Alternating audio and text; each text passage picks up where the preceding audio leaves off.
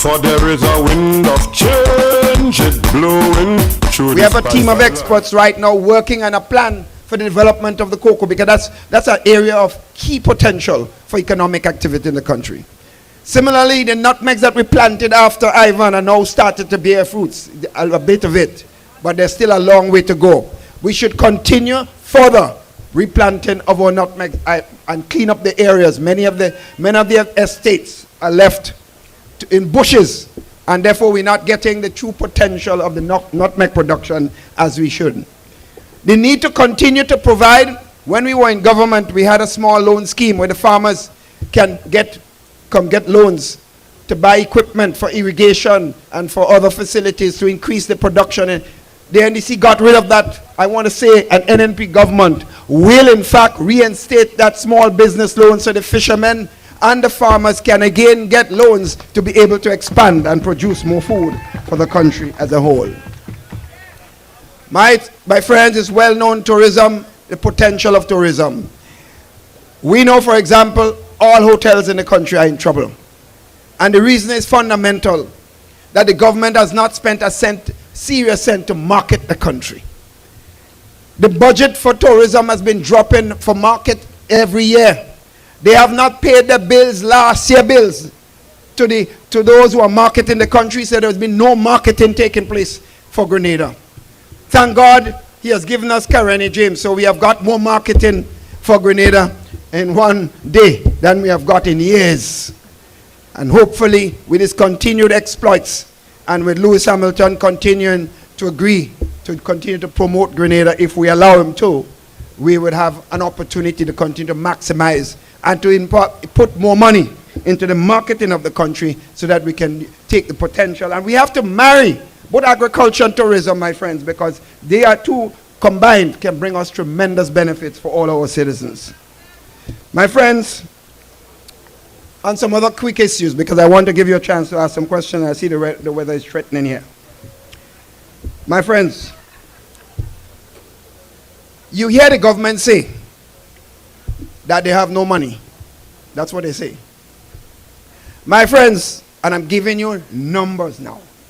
These are facts that cannot be challenged, because I've repeated it in Parliament and in the country every time I speak. When we left government in July 2008, the public service, the salaries for the public service, people working for government directly, monthly basis was $17 million. My friends, listen to that, $17 million a month. Within 2 years, guess what it is now? The government said the world condition is so bad. That's why they're having so much problems. It wasn't as bad when Keith Mitchell was there and the NNP. But yet, we were spending $17 million on salaries. There in 2 years, their now salary is $25 million in 2 years. And now it's $28 million and counting. That's $10 more million a month. Tell me something, a government that says it has no money, but yet it can find $10 more million to hire all kind of big fat paymen, doing nothing in the country, I expect, riding on the backs of the people of the country. All they do is spouting political jargons. I am saying, my friends, I have no problem with the ordinary boy or girl who work hard for the NDC and get a little job and getting sometimes $800, $900 or $1,000 or $1,500. I don't believe they should be hired just like that. They should be productive. But even if they were not, I have lesser problem, and I'm not going to make noise about it because of that. I will still say it's not the best thing to do, but I am not going to quarrel with that. But I have a real problem with people like myself who can get jobs outside of the government, come into government, drawing $10,000, $15,000 a month, raising the public debt in the country, doing nothing, not productive. Because the same advisors that supposed to advise the Prime Minister, I've never seen more foolishness like that in my life. My friends, that is the kind of thing that is going wrong in the country. One man at the international airport the manager of the airport, and when I make this point, friends, please, I am not criticizing the man, because the man get a good money and a good salary. Don't blame the man. I'm blaming the government. So some people say attacking the man. I don't even call his name because I have nothing against the gentleman. We went to school together, and when I see him, we still have a drink. Because he can buy me a drink now. But my friends, you know what that man is getting? One man. Before NNP left office, the manager of the airport is getting $8,000. This one man is getting $27,000 a month. Tell me something. All of you in New York, you don't like to go home and get a $27,000 job, and you don't have rent to pay. You don't have to worry about snow. You're going on Granite's Beach as you wish. The life there would be so much nicer with $27,000, and most of it tax-free, my friends. That is the kind of thing, my friends, I think that is confusing our country. But another problem I think we have, whenever you're in charge of any institution, if you have a business, my friends, and you're in charge, you better be in charge. When things go wrong, don't blame the next person below you. Take the first blame. The manager, the box stops there. My friends, I watch an incident in Grenada with my prime minister and your prime minister. At a press conference, a reporter asked the prime minister a question. A man called Glenn Noel gets up, take the mic from the prime minister and say, don't answer that. Don't answer no more question. I go and say. My friends, in front of the whole world. Well, you know something?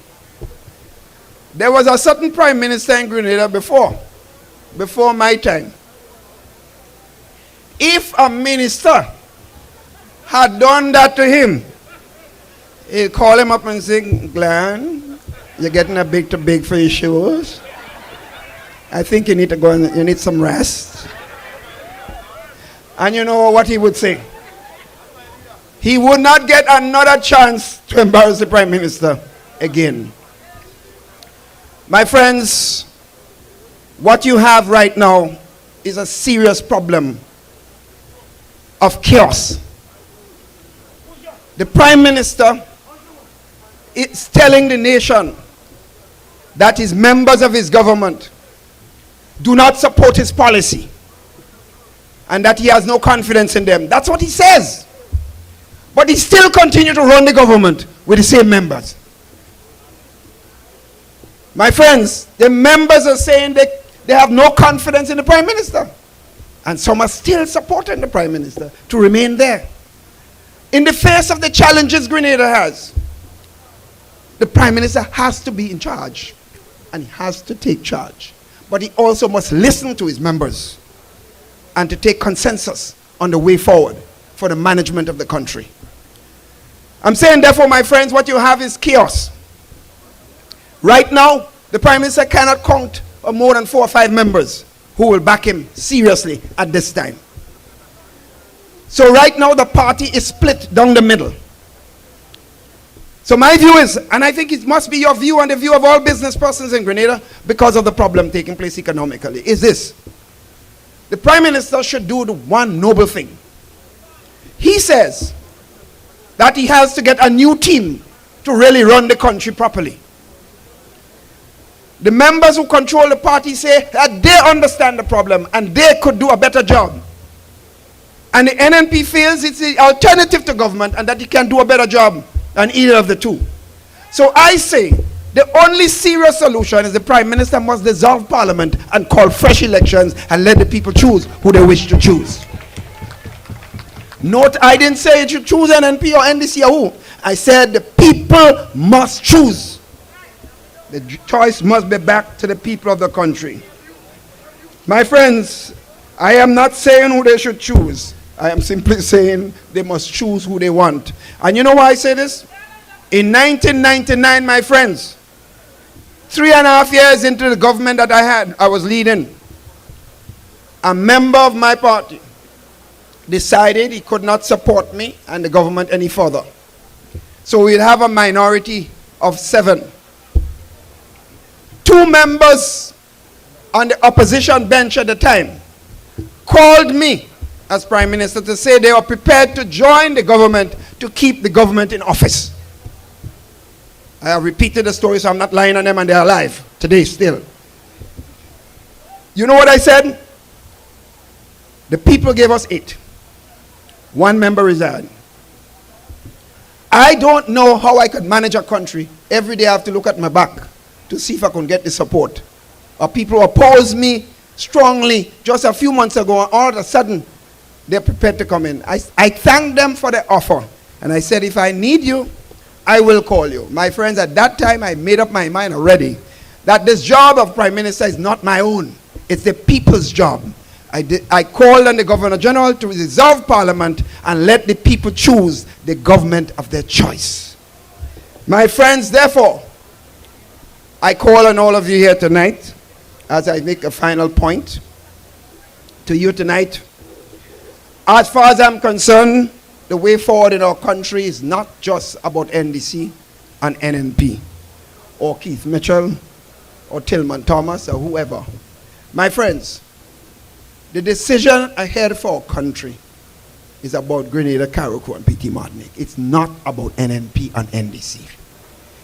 We need to bring our people back together. We need a government, a strong government that can take strong decisions. We need a government with a vision that understands the development that is taking place in the world today and the opportunities that are available. We need a government that can bring people together, not push people apart, my friends. I am worried, my friends, that if we continue under what we see going on in our country, there will be more chaos and more chaos for our land. I tell people already, there's some who says, well, I don't want Keith Mitchell to be back as Prime Minister. I never said Keith Mitchell has to be Prime Minister. That is not me. The people of Grenada determines who the Prime Minister of the country should be. And you don't have to like somebody to vote for them. My friends, it is good if you could like somebody that you want to be your Prime Minister. But my friends, the job of Prime Minister is the best person who are capable of taking decisions to move the country forward, whether you like the person personally or not. Because I know exactly what I'm talking about, my friends, when I say some people vote whether they like somebody or they don't like somebody. And that's okay, but you cannot be based solely on that premise, my friends. So I call on everyone tonight. This is about our country. You ought to be closely associated with your country. I know most of you are doing precisely this. And I want to thank you all for coming out here tonight. And as I said to you, the next few months in our country will be critical. I am telling you this. Brace yourself. There will be a national elections in Grenada before the end of the year. Remember, I said this. Today is the 19th of August, 2012. There will be a general elections in Grenada before the end of the year, my friends. And therefore, get ready to rescue our country. Get ready to build back your country.